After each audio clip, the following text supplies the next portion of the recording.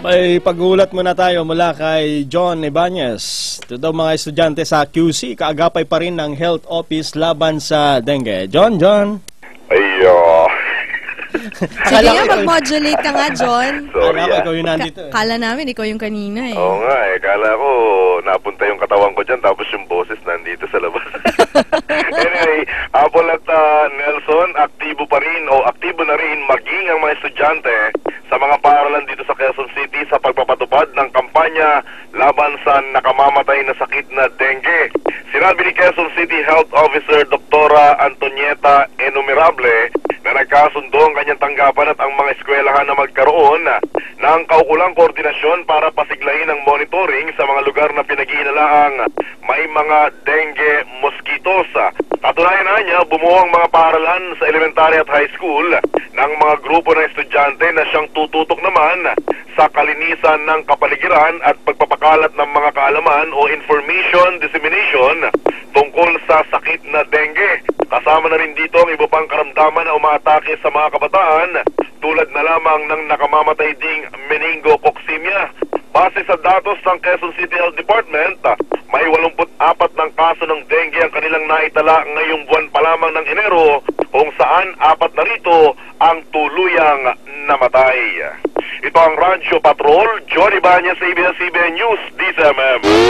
Basta't may nangyari, nakareport agad sa DZMM. Radyo Patrol sa Instreta. Ayan, balik po tayo sa Sika Pinoy. Kasama po natin ang mga kilala. Hindi pala kilala. Itong pagkakaiba dito sa trabahong ito. Kilala yung mga boses, pero yung mismong mga tao. Pamilyar, di ba? Yun na yung term. Pamilyar yung mga, pamilyar yung boses sa kanila dun sa mga audience, di ba?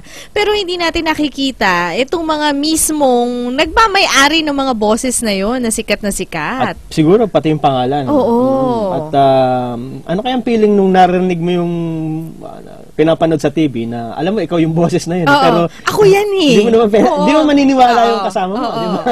Unless na gayahin mo. At ito nga, Nelson, dahil nga yung sa kanilang mga talento, 'di ba? Gaya nga nung narinig natin kanina, iba't ibang mga boses, 'di ba? Bumuo sila ng isang parang kumpanya o isang grupo na mga may mga talentong ganito at kasama na nga natin, papakilala na ba natin? Sige, ang CEO at Managing Director ng Creative Voices Productions, kasama natin si Pocholo Gonzales na produkto din ng DZMM. Hi, Pocholo. Yes, magandang umaga po, Miss Apple and Sir Nelson. Ayun, nakita Alam nyo nyo, nakita nyo nabis ko na tong bangko na to eh. Dito ako nagsimula.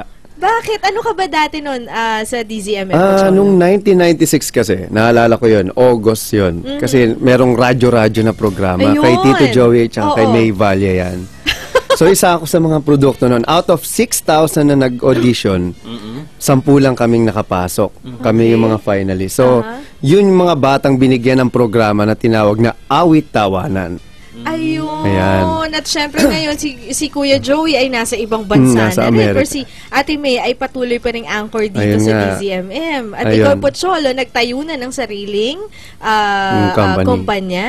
Anong ginagawa mo dati dun sa programang yun? Bali ako po yung nagsusulat. Ako rin director. Kumbaga, lahat ng mga joke time doon, lahat ng mga kalokohan, ako yung nagsusulat. At So, nag-iiba-iba kami ng boses. May iba-ibang mga segment. Kumari, yung isa, yung mga negosyo din eh.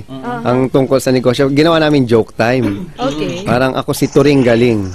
Ang boses niya yung, ako nga pala si Turing Galing. Kamusta kayo mga ganun yung... Tapos nakakatawa siya. Marami ka mga personalidad nun? Marami po. Pocholos. Iba-iba. Sino-sino ka nun? Actually, Yung idol ko panahon na talaga yun? dito si Kuya Neil eh. Ay, Neil syempre. Kilalang Ocampo. kilala yan. So, sabi ko, igagaya ko yung mga boses niya. Kumari, si Mang Tonya. Anak eh, ako nagdadasal ng rosaryo kay Mama Mary, anak. Oo, tingnan mo. Tapos si Congressman yung, ala naman huwag ka naman pagayang-gayang diyang kabayan. Yung papasok si FBR, di ba? Yung, Well, first of all, magtigil kayo dalawa. Ganun. Talagang idol na idol. Ito ba, Pocholo, maliit ka pa lang, natuklasan mo na itong talent. Oo, kasi batang radyo talaga ako eh. Lagi ako nakikinig sa mga radio drama. So, yung mga 7 years old pala ako, talagang ito na yung na-build up sa isipan ko. Ginagaya ko siya. Unknowingly, nadidevelop pala yung voice acting skill ko. Ayun. At ito naman ha, kasama rin natin ang COO ha, mga bigati ng Creative Voices Production at Marketing Director, si Brian Matthew Ligsay. Magandang umaga sa iyo, Brian. Magandang umaga, Apple at Nelson. Maraming salamat sa pag-imbita niyo sa amin. Akala dito sa natin DJ. si Ray Langit, ano? Yan na ba yung totoong Yan na yung totoong Ito po boses. yung totoong boses natin. Ngayon, ikaw, Brian, saan ka naman nun na nagsimulang mag-voice? Ako po ay maaga rin namulat sa industriyang ito. Kaya lang sa broadcasting po ako na padpad, no? 16 pa lang po ako DJ na ako sa radyo. So, mula po dun sa probinsya namin sa Zamboanga City, nang napadpad po ako dito sa Maynila, napalipat-lipat po ako ng mga FM stations dito sa As atin. DJ. As DJ po. As DJ DJ. Big Brian. Yan po ang airname ko noon. Uy, parang ano DJ Big Brian. Yes. Familiar. Wow, familiar ha. Parang pwedeng mag-DJ din dito Sample. sa Dobo. Sample nga dyan. Sample, Brian. Sample. Inisipin ko kung ano Kunyari, magandang magpatugtog ka ng mga ano dyan. Okay. This next song is brought to you by Clean Liquid Sosa for shiny white teeth, long-lasting fresh breath. Ang gaganda ng voice. At Grabe. liquid sauce ang Pwede ginamit sa ngipin, ngipin, ano?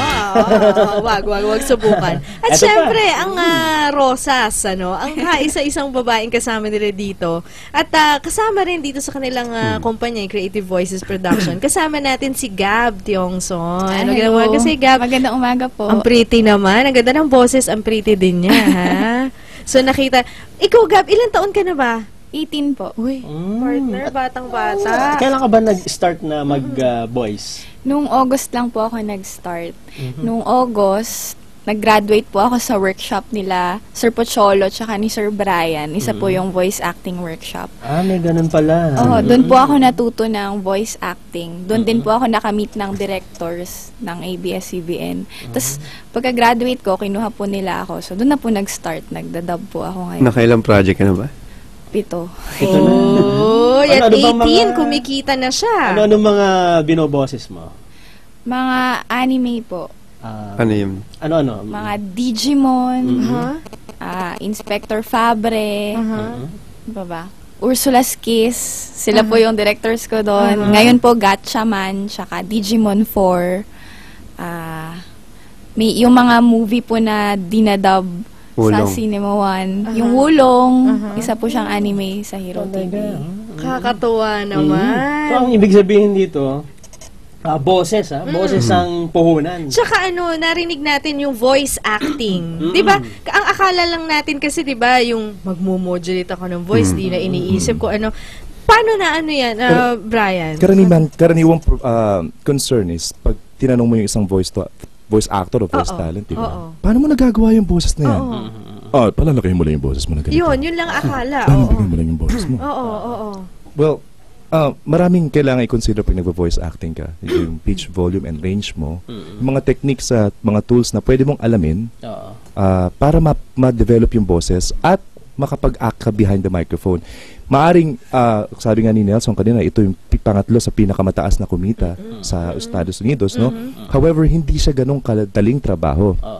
Kasi kailangan mong kumbinsihin yung mga nakikinig sa'yo na totoo yung mga characters na ginagawa mo at pwede sila mak-react doon. Maaring bumili sila ng produkto o serbisyo o di naman kayo manood sila ng palabas sa television o sa radyo. Basically, we promote voice acting as an art form.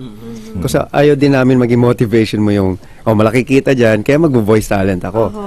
Kami hindi. For the past 6 years, yung first 6 years namin, hindi naman ganun talaga kadali. Hindi kami kumikita. So, pero ito, nasa puso namin. So, kumbaga, kung talagang magaling ka, it will follow. But don't consider it as your bread and butter. Yun yung sinasabi namin sa kanila. Pero, make this as an art form. But then, if you're not us, kasi kailangan 100% nandun ka Yun na yung ginagawa mo Although, nung araw, ang project, paunti-unti lang pumapasok yan. Tsaka, ang natatandaan ko, nung unang panahon, iba yung sa radyo, drama pa lang Yung pa lang ang voice radyo, nun diba? Marami kasing klase ng pag-voice talent, no? Hindi lang radyo, no? Andiyan yung mga radio and television commercials, mga public service announcements, movie trailers, OBBs and CBBs sa mga radyo at saka telebisyon. Meron pang mga IVR, so Interactive Voice Response System, telephone. Yung mga napapakinggan nyo pag tumawag kayo sa telepono, thank you for calling DZMM. If you know the extension of the person you're calling, please dial it now. Yung mga ganun po. Marami. And with the onset of the internet, yung pag-open ng bagong mga technologies at medium, lalo pong lumalawak ang mga trabaho ng mga Like ngayon, gumagawa na kami original content ng game. Tapos, animation. May lalabas nga pala kami, isa ako sa mga nagboses, yung Dio the Movie. Yan ang pinakamagandang pelikula na animation na mapapanood nyo sa December. Dio the Movie? 2008 yan. Gawa to ng Cutting Edge Productions. English yan, English. Tagalog po. Tagalog. First, Filipino 3D and 2D full length. Kasi yung una, yung ano ang alam ko yung Ibong Adarna Pero that was a long time ago. Ang tagal ng ano. Kay Jerry Garcia yan. Pero paano ko malalaman na ako pala pwede dito sa ganitong trabaho, di ba? Magandang tanong yan. Meron bang tao na hindi talaga pwede? Ayun, talagang hindi lahat ng tao pwede maging voice artist. Merong mga, marami kami na-encounter na ganyan, nagtatanong sa amin. Sabi namin, actually, 4 lang kailangan mo para maging isang voice talent. Ano yun? Una, kailangan meron kang decent speaking voice. Decent speaking voice meaning to say, naiintindihan ka ng kausap mo. Malinis. Nabulol. Malinis. Wala kang deficiency. Walang F deficiency. F at P problem. Kasi ang B at, karamihan pumupunta sa amin, pwede ko ba matanggal tong accent ko? Pwede ko ba matanggal tong pag-stutter ko? Speech deficiency usually yung problema nila. So, we recommend them to another training school. Mga speech. Iba rin kasi ang speech sa... So, Ibang dapat, speech sa yun voice yung una. acting. Ano pa yung iba natin? Pangalawa, kailangan na magaling sila magbasa.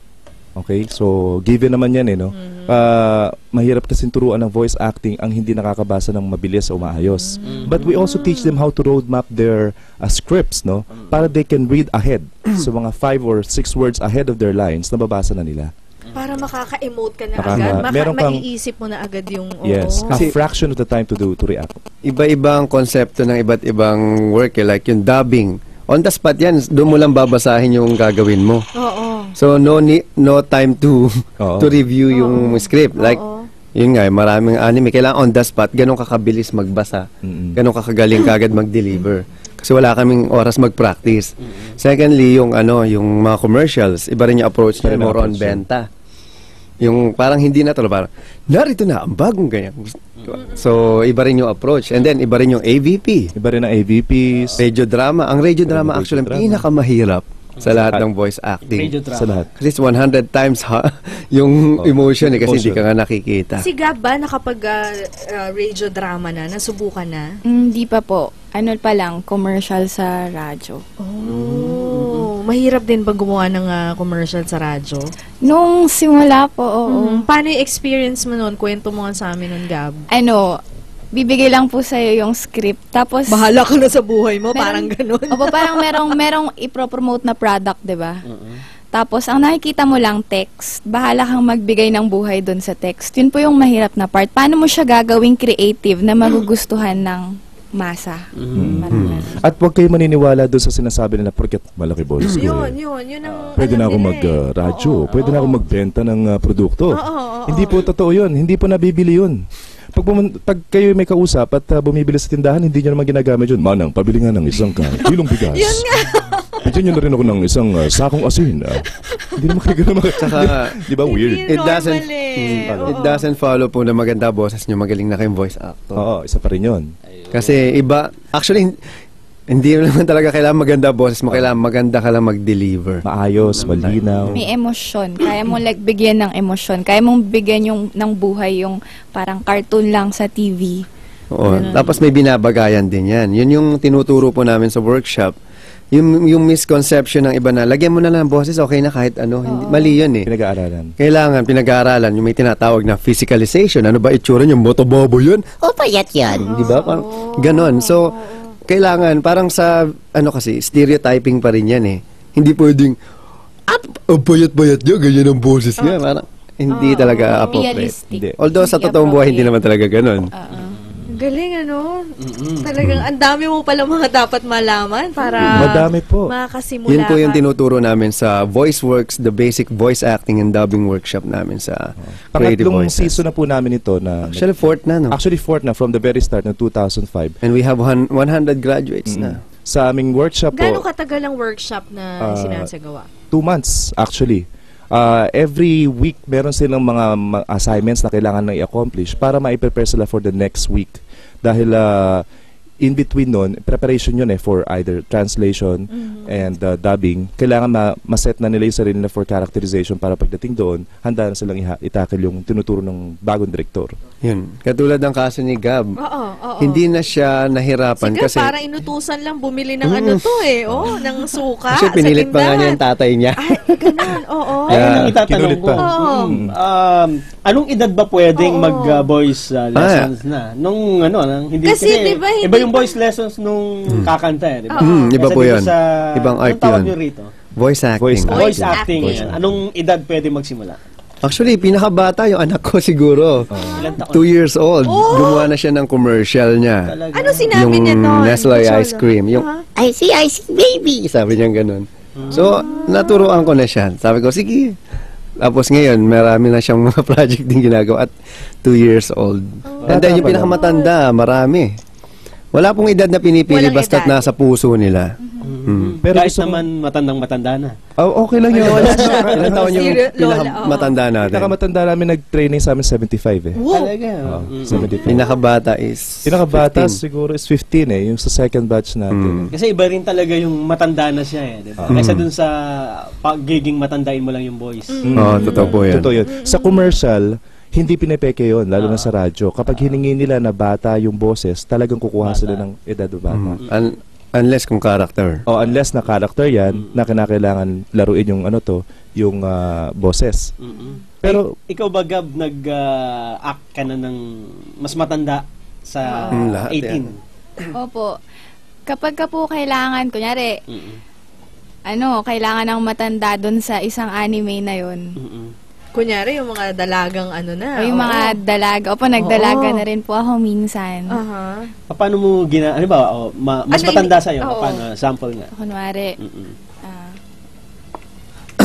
Usap tayo. Kunyari, Sige. mami. Kunwari mami. po yung Inspector Fabre. Sige. Ako kasi nagboses doon sa Inspector Ah, Fab. sige. Partners Okay. po kami doon.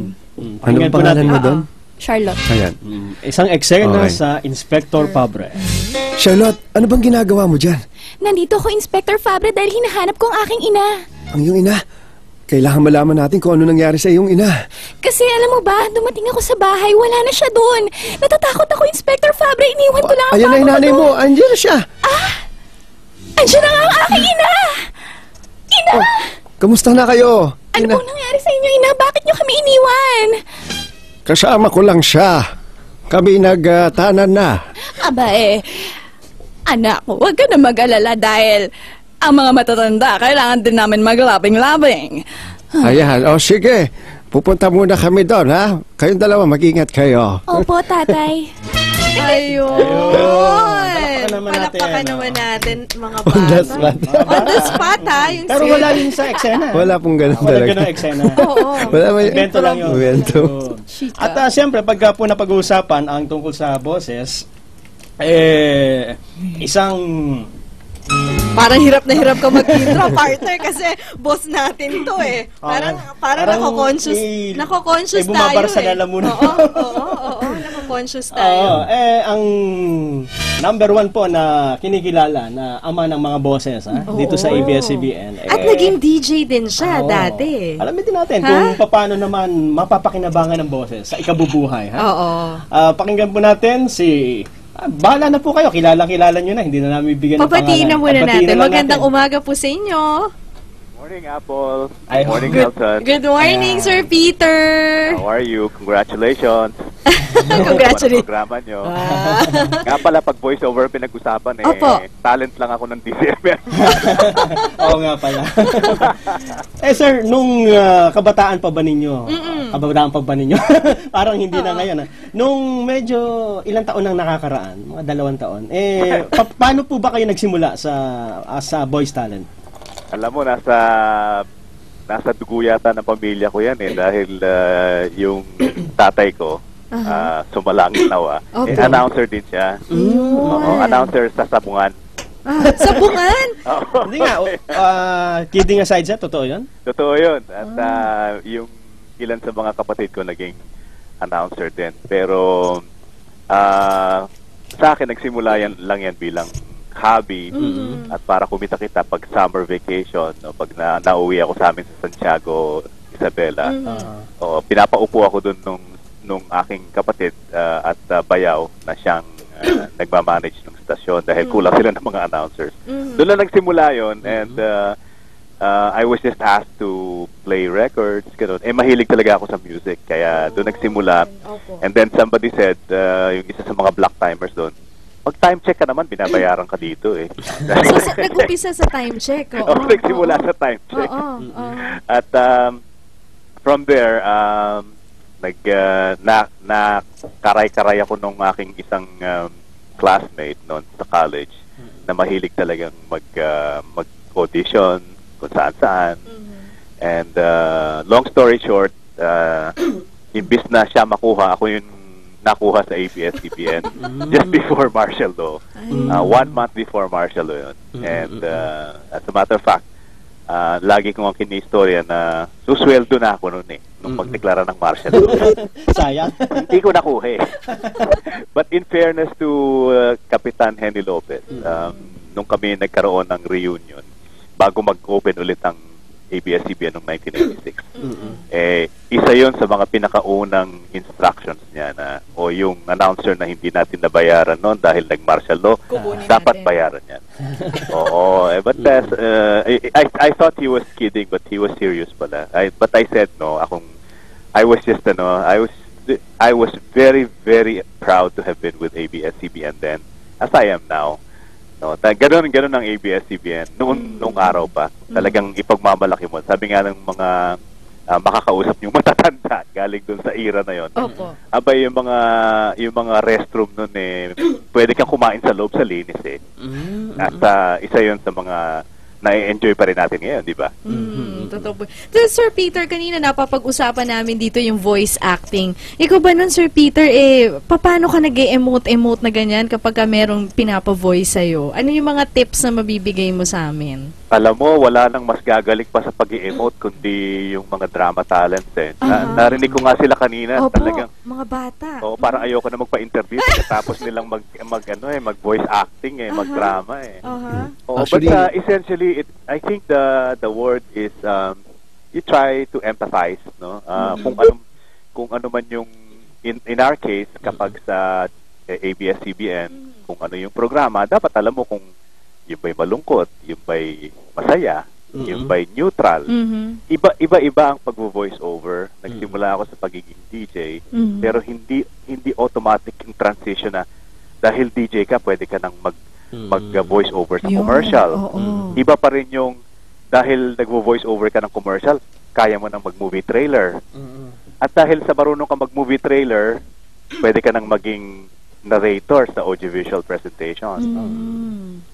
Iba yung skills na kailangan. So I guess as you go along, no, ang importante is to be in sync with the program, the product, or the company. Kahit sa audiovisual presentations naman, pag nagnanarrate ang isang voiceover, iniisip mo rin kung ano ba ito, sales launch ba ito? Should you be excited? Is it very corporate and therefore kagalang-galang? So, naku, doon kailangan magpanggap na dahil di nga tayo kagalang-galang, di ba?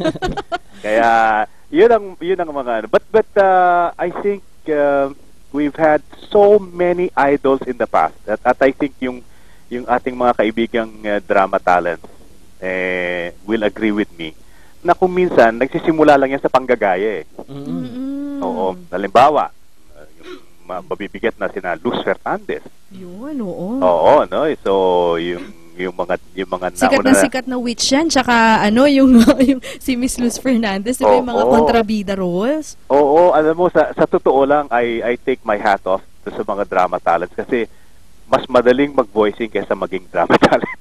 Sa totoo lang. mahirap magsisigaw at mag-emote at umiyak at you know at a moment's notice. Sa voicing, it's really more of voice acting, pero parang wala namang masyadong extremes. So it's not only the way you deliver it, but it's also the quality of the voice that counts. Miking, sasabihin niya ng ating mga kaibigan drama talents, miking is very, very important.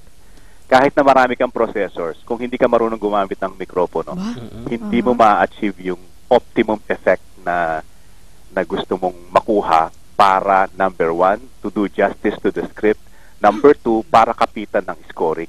Yun ang technical term ng ating mga Filipino engineers. Kapit na kapit ang scoring sa voice mo. Yun, alam niyo Sir Peter, ako nagpo-produce ako ng mga OBB kapag nag-voice itong si Sir Peter. Alam niyo kahit anong music bagay dun sa boses niyo. Hindi nga totoo yun. Yeah, oo, yun kasi meron yung pag on as a standalone, no, yung boses lang.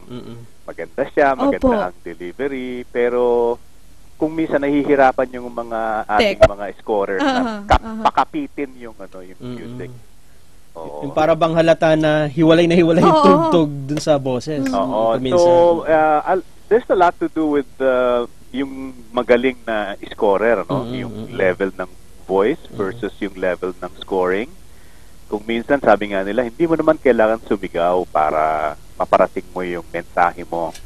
Minsan nga, mas ma-effective pa na bumulong ka at a certain point kasi hahabulin ng tenga ng mga tao. Ano nga daw yung sinabi niya?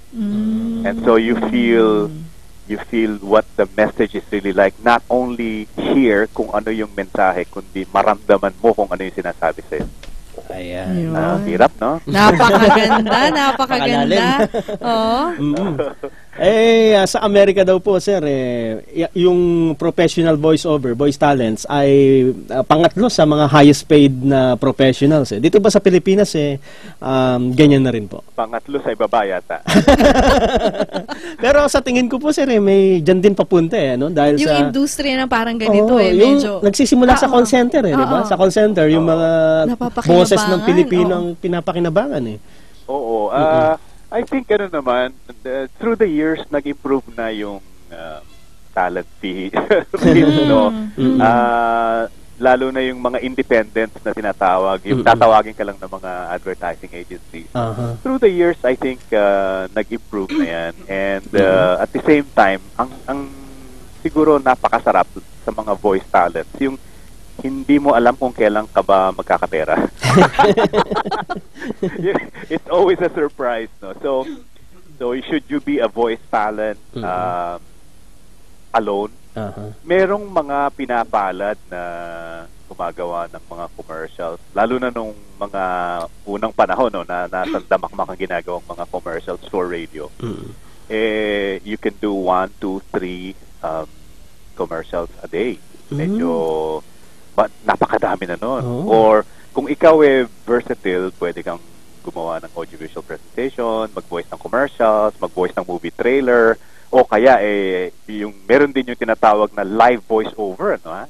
So nandun ka sa mga live hotel, shows, or concerts, you're not being seen, but still napakahalaga ng papel na ginagampanan ng voice over doon.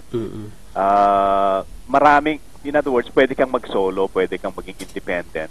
Actually, for a while, ganun nga ako but there's really nothing like having a job, no? A regular job. Yeah.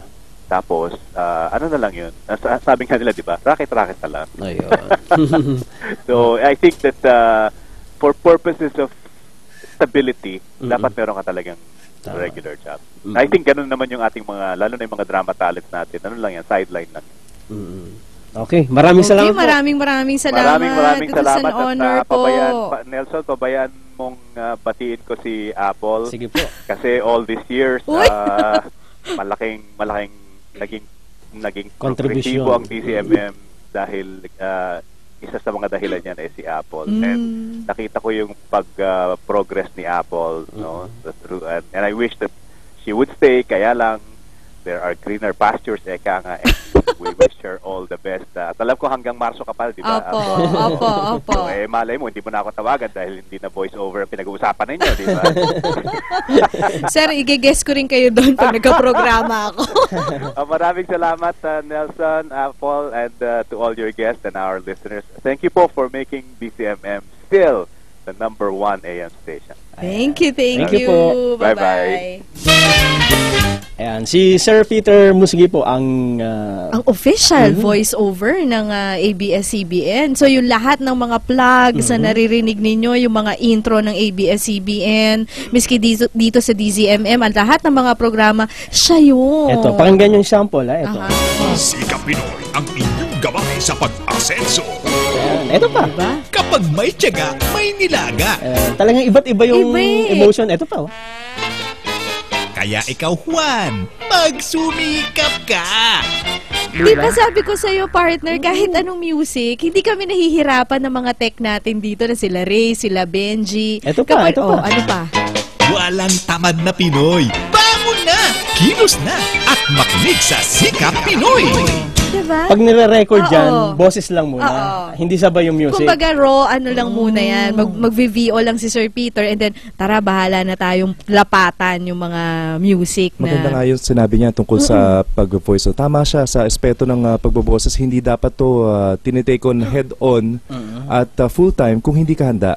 Kasi traditionally, ang mga voice actors or voice talents, nire-remind or nakukuha lang yan through referrals no? So, word of mouth, uy, may kakilala ka mong voice over. Uy, ito, sige, no, ganyan, magaling. O di naman kaya na regular ka na kinukuha ng ahensya.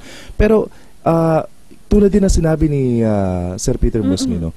Bago niya siguro na-achieve yung success niya ngayon, nagsimula siya ng maaga. So, you don't become a voice actor or voice talent overnight.